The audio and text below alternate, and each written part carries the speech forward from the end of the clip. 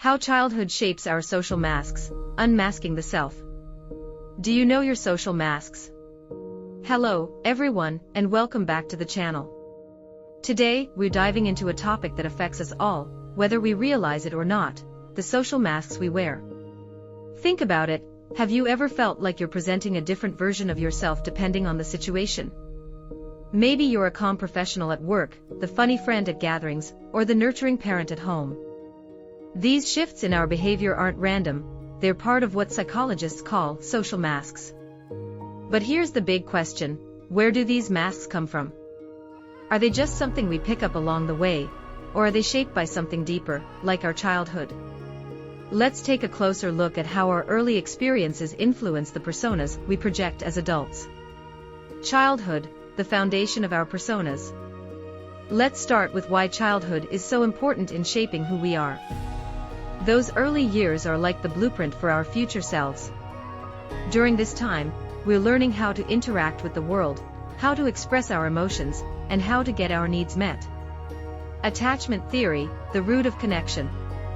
One of the most influential ideas in psychology is attachment theory, developed by John Bowlby and Mary Ainsworth.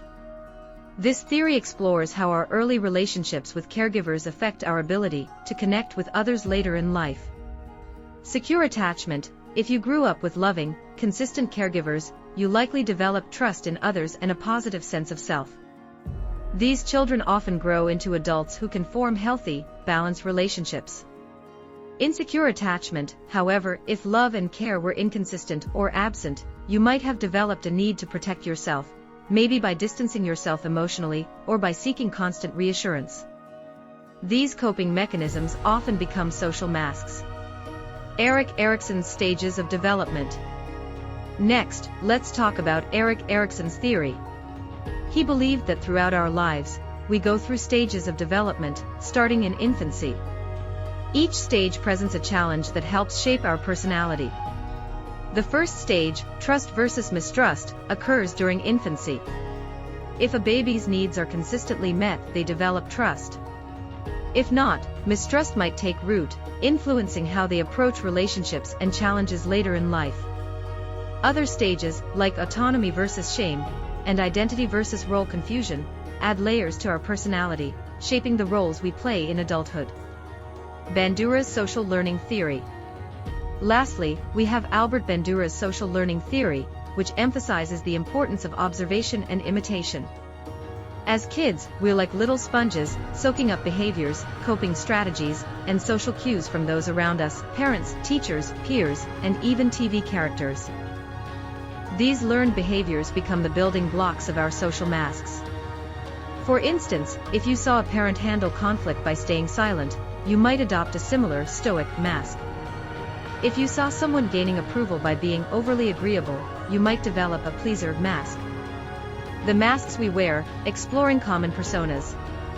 Now, let's talk about some common social masks. These are not inherently bad, they're survival tools we develop based on our early experiences.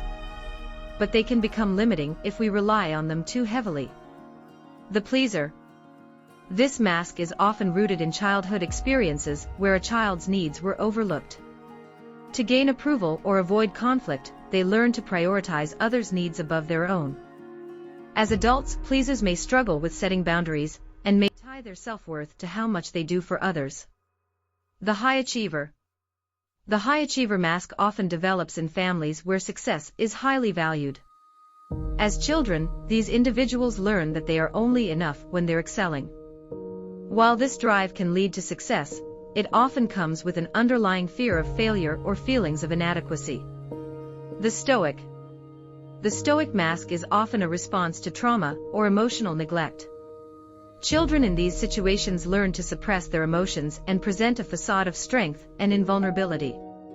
While this mask can protect them from further hurt, it can also prevent them from forming deep, authentic connections. Unmasking the self, the journey to authenticity. Understanding why we wear these masks is the first step toward authenticity. It's not about abandoning them completely, but about learning when and how to let them go. So, how can we start this process? Step 1. Introspection and reflection. Take time to reflect on your own behaviors. Ask yourself, why do I act a certain way in specific situations? What fears or insecurities might be driving my actions?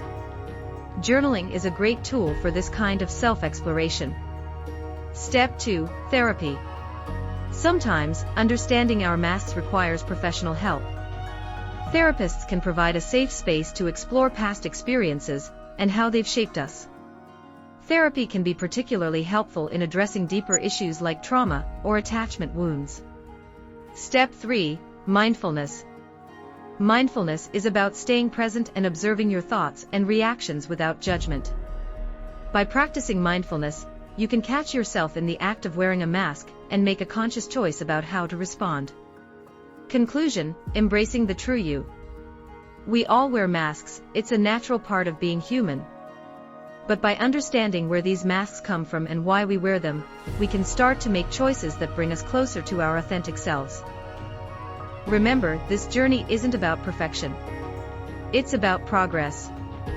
By unmasking yourself, you open the door to more meaningful relationships and a deeper connection with who you truly are. If you enjoyed this deep dive, give this video a like and share your thoughts in the comments. What social masks do you think you wear? Let's explore this together. Don't forget to subscribe for more thought-provoking content, and I'll see you in the next video.